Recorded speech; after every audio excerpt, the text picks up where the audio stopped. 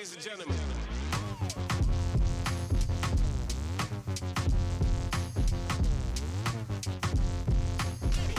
The fluorescent light of the kitchen felt too bright, humming with a sound that seemed to vibrate through MaryAnn's teeth. It was February 2026. Final, massive dump of the Epstein Files had just been released, and the internet was screaming. MaryAnn was looking for something entirely different. A flight log, or maybe a snippet or something. I don't know. She was just looking around. Well, she decided that she wanted to check out the database at the Department of Justice. And, well, you know, she went there and she decided just to go ahead and be funny about it, and she went ahead and just typed her father's name, Robert Jameson. She didn't expect anything to come up. Her father was a retired hedge fund manager, quiet, a bit aloof, but a loving grandfather. He lived in Connecticut and played golf and sent her thoughtful emails about the stock market. The screen, it blinked and then it loaded. 75 matches! MaryAnn's breath, it hitched. She clicked the first document. It was a flight log from 2004. A passenger list. Jeffrey Epstein, Ghislaine Maxwell, and Robert Jameson. She fell back into her chair. Her heart, it was hammering against her ribs like a trapped bird.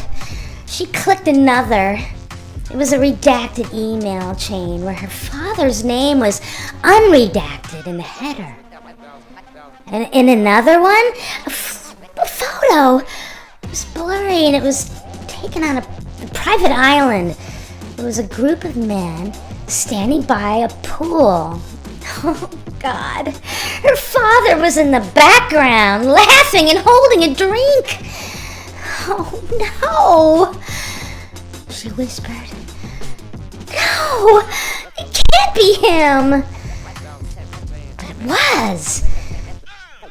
Same stoic face, that same distinctive watch. For the next 4 hours, MaryAnn sat in the silent house, watching her childhood unravel.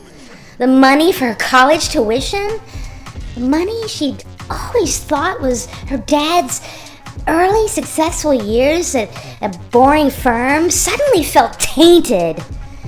The business trips to Florida and New York in the mid-2000s, when he was supposedly networking, now took on a horrifying new meaning. She felt a wave of nausea, a visceral, physical rejection of the reality that was on her screen. Her father, a man who lectured her on ethics, and a man who she adored, was in the orbit of a sexual predator. When she finally called him, her voice was shaking. "Hi, Dad, it's Mary Bear," she said. She was trying to sound cheerful. "Dad," she said, cutting him off. "I'm looking at the files. You know, the Department of Justice release." Silence. It was the kind of silence that has a sound, a sharp, sudden cessation of normalcy. "MaryAnn," he said finally, his voice cold and distant, "you shouldn't be looking at that. It's all just people trying to cause trouble." It's not just in the list, Dad. You were on a plane with them. You were in emails and there's pictures. MaryAnn, I was a businessman. I was networking. I didn't know what was happening behind closed doors. I was just a guest. People are making assumptions based on nothing. His voice, it sounded practiced, as if he'd been waiting for this call, as if he'd been, preparing his defense for years or something. But the man she knew was a man of integrity. It was not a man who needed a rehearsed clinical defense. You were on that island, Dad, MaryAnn said. Her voice, it dropped to a whisper. You were there with people who were children. I did not do anything illegal, he yelled. His voice, it cracked with a mix of fear and anger. I am not like that. Do you really believe I'm some kind of monster? I don't know. I don't know who you are, MaryAnn said, tears streaming down her face. She hung up the phone. She didn't know what to do. The world outside was in an uproar over these files and arrests and... But for MaryAnn,